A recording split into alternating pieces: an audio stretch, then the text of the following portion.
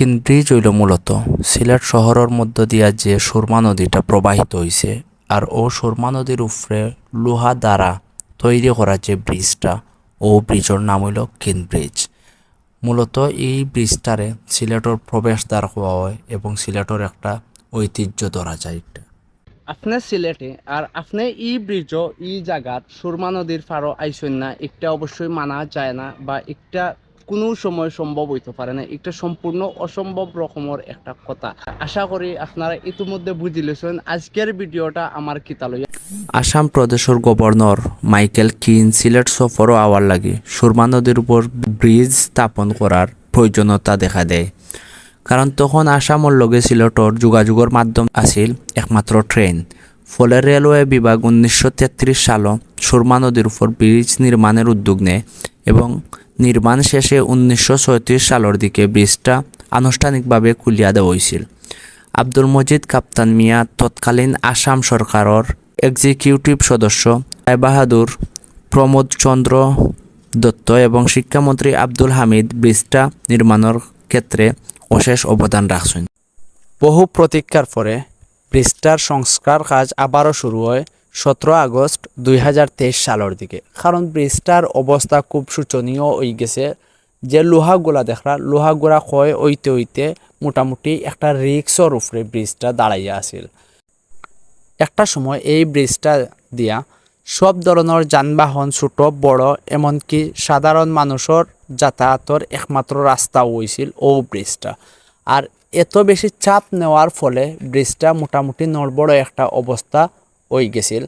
সংস্কার কাজ করার পরে যারা ব্রিজ সংশ্লিষ্ট ইঞ্জিনিয়ার এমনকি জনপ্রতিনিধি যারা এই ব্রিজের সাথে সম্পৃক্ত, তারা যখন দেখলা যে এই ব্রিজ আসলেও খুব বেশি রিক্সের উপরে, তখন সিলগালা করিয়া দেওয়া হয়েছে এবং শুধু মানুষ যাওয়া আওয়ার লাগে।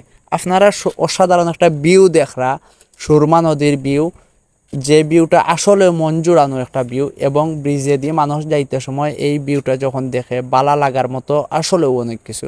একটু সামনে গিয়া আপনারা আরও অসাধারণ কিছু ভিউ দেখতে পারবা। সিলেটের প্রবেশদ্বারের যে নিদর্শনগুলা দেখলে আশা করি বুঝতে পারবা। আমি কথা হইতে হইতে অলরেডি আজকেও শেষ মাথাত ব্রিজর।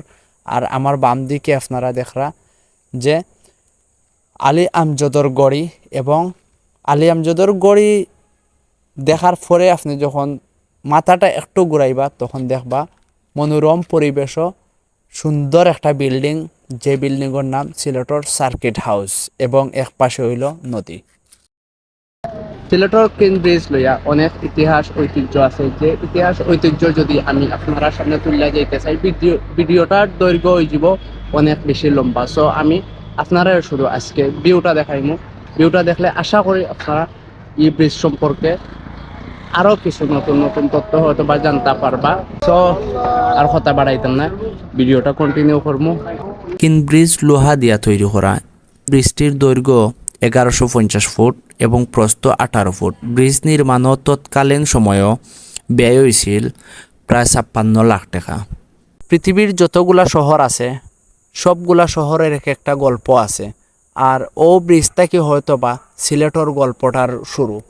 এই ব্রিজটা যখন সংস্কার করা হয়েছিল, সংস্কার করার পরে ব্রিজটা সিলগালা করার পরে শুধু উন্মুক্ত করিয়া দেওয়া হয়েছে মানুষ চলাচলের লাগে এবং বাইক চলার লাগে। কিন্তু যত বেলা বাড়ে, বেলা বাড়ার সাথে সাথে এই ব্রিজও এত বেশি হকার্স বয়, যে হকার্সের কারণে সাধারণ অনেক মানুষ আছে যারা চলাচল করতে অনেক সময় অনেক সমস্যা হয়। হকার্সর শব্দ এবং ভিক্ষুকর যে একটা আস্তানা, আমার মনে হয় যে এই ব্রিজ বর্তমান সময়ে ওই যার। আপনারা একটু সামনে লক্ষ্য করলে দেখবা যে অলরেডি দোকান খোলা শুরু হয়ে গেছে সকাল 7টার দিকে। সিলেট নগরীর যে হকার্স মার্কেট বানাইয়া দেওয়া হয়েছে, তারা হকার্স অনেকেও না বইয়া ও ব্রিজরে হকার্স হিসাবে ধরা হয়েছে। হকার্স বইয়া যতটুকু না লোডর ব্রিজটা হয়তো বা মানুষ চলাচল অথবা যানবাহন চলাচলের লোডর প্রায় মোটামুটি সমান। ভিউয়ার্স, কিন ব্রিজ লইয়া সিলেটর আজকের ভিডিওটা ও পর্যন্ত আছিল। যারা আমার এই ভিডিওটা দেখছেন এক বিন্দু পরিমাণ যদি আপনার ভালো লাগিয়া থাকে ভিডিওটা একটা শেয়ার করিয়া দিবা। আর আরও নতুন নতুন আপডেট পাইতে, নতুন নতুন কন্টেন্ট পাইতে ওরকমর সিলেটর ইতিহাস ঐতিহ্য সিলেট লইয়া বা সিলেটর আনাচে কানাচে আপনার কোন জায়গাটা লইয়া ভিডিও দেখতে ইচ্ছা করে একটু কষ্ট করে কমেন্ট করে জানাই দিবা। ভালো থাকবা, সুস্থ থাকবা। আসসালামু আলাইকুম।